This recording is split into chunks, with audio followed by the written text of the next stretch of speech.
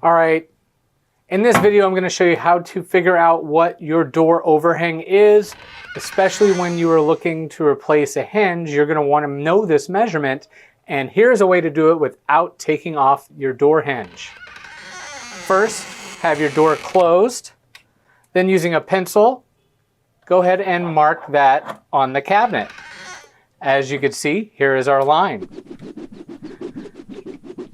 Next, using a tape measure, you're going to measure the inside of your cabinet front, the front of your cabinet. So this is the most forward part of your cabinet, is the front, to that line.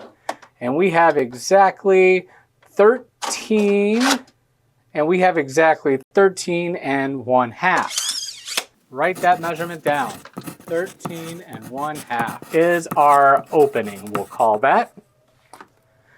Now close your door and measure the width of your door.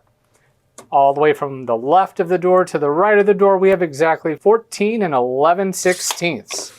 Write that down. Door. Now we just have a little math. You're going to subtract the 13 1/2 from the 14 11/16, and that's going to give you 1 inch and 3/16.